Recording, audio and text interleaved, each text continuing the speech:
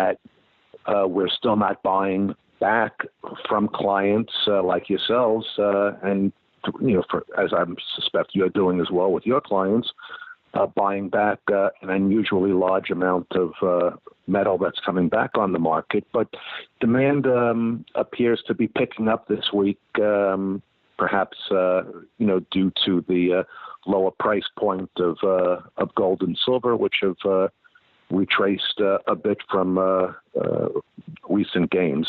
So this week sees a fairly good two-way business. There are, I would say, an equal number of customers looking to buy this week, as opposed to sell. And in the past couple of weeks, there seem to have been more people interested in selling than buying.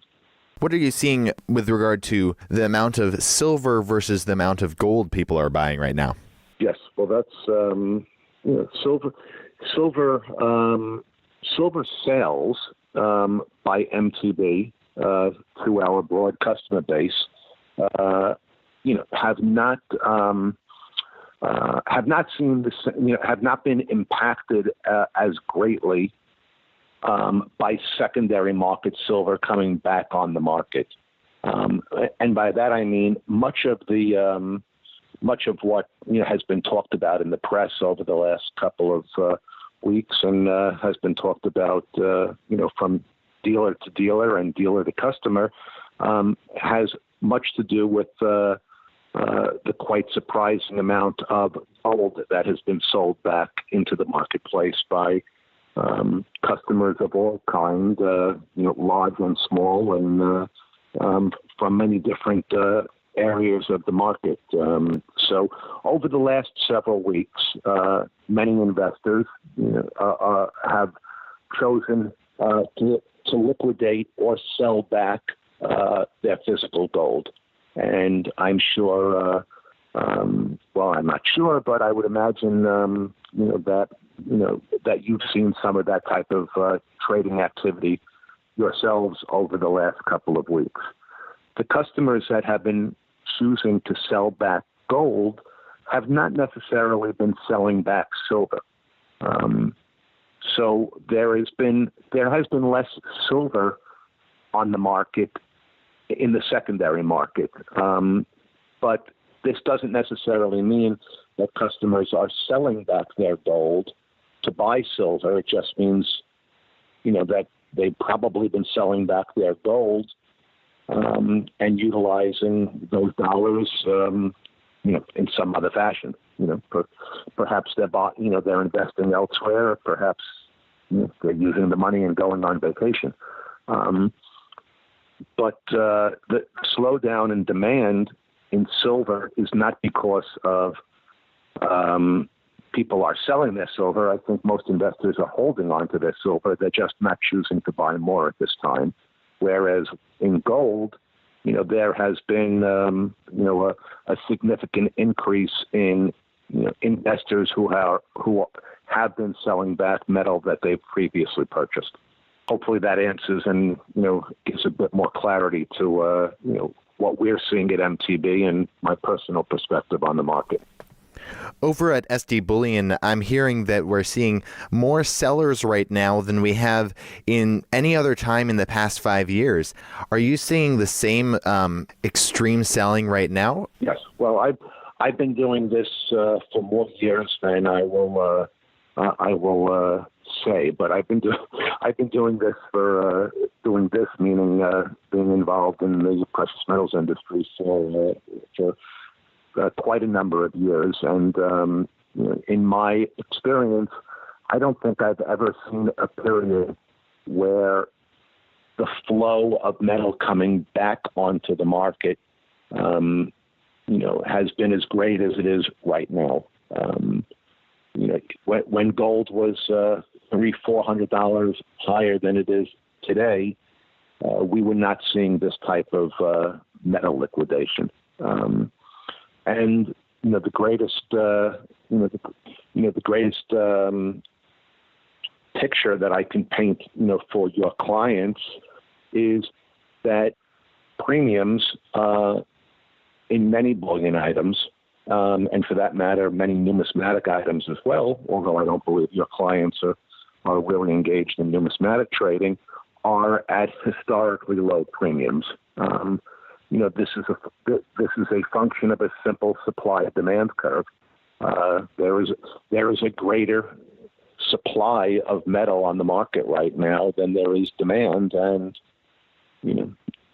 economics 101 has dictates that premiums fall during this type of environment, and that's what we're seeing right now in gold. More so in gold than we are seeing in silver. So why do you think we're seeing that right now? I mean, I guess one explanation is that the election of Trump, there was this kind of Trump euphoria and people thinking that the economy's going to be doing great. Do you see this turning around if this Trump euphoria starts to fade? Well, I think there are several theories, as to what's happened, in the days. I beg your pardon. Excuse me. In the days leading up to the Trump nomination as president, and in the subsequent 100 days or so since he has been president, I think what we've seen, in the last couple of weeks, has simply been a scenario where, the average bullion investor, or the person who is likely to buy bullion in the past, is now saying that the reasons perhaps that they purchased bullion were partly in response to the leadership, in the White House, the leadership in the government, and with a change at the leadership level.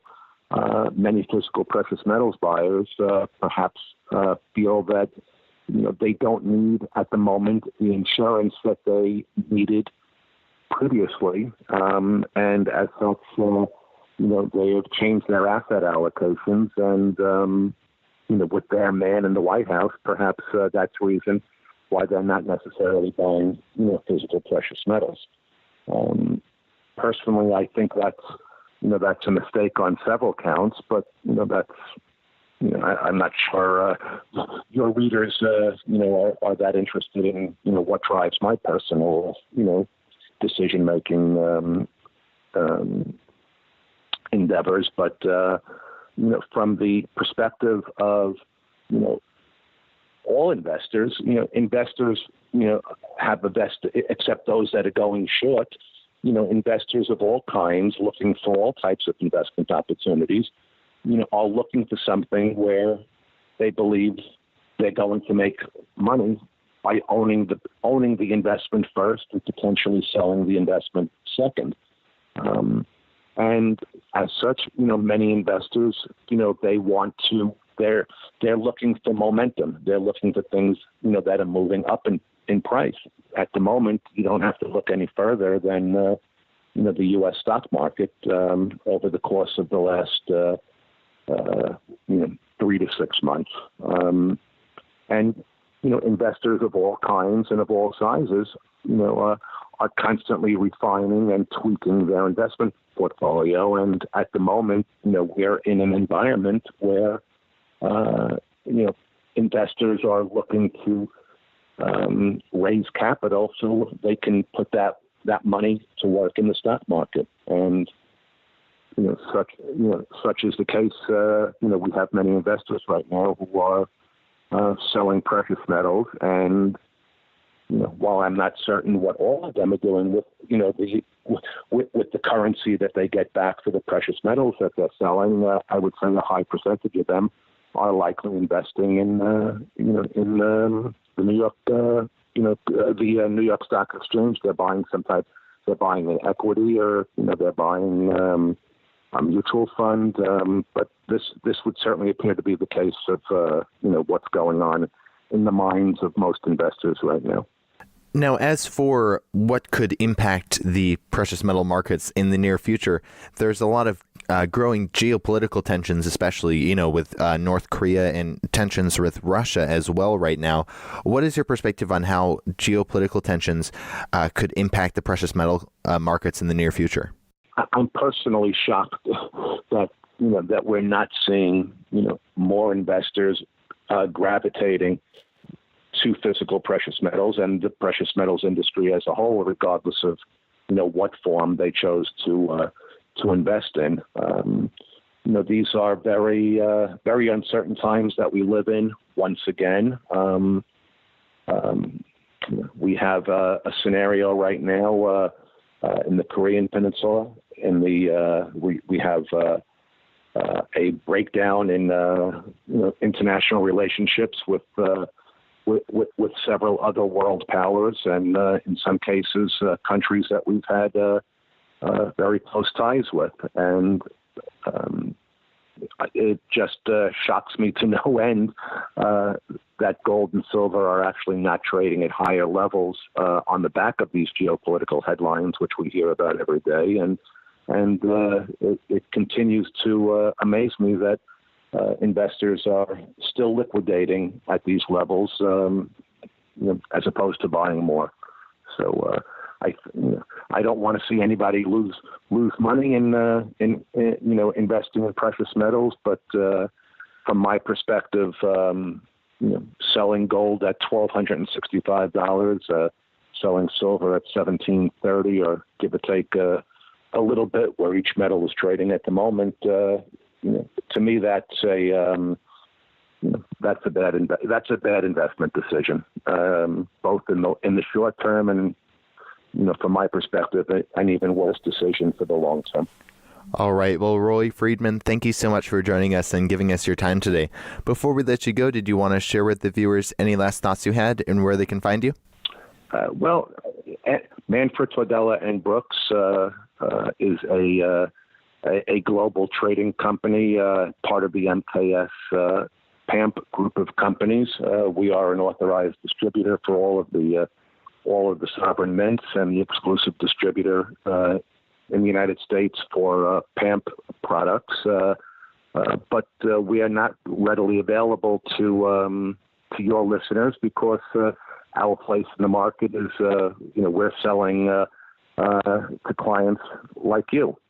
So our relationship, is focused on dealing in the wholesale community, and we let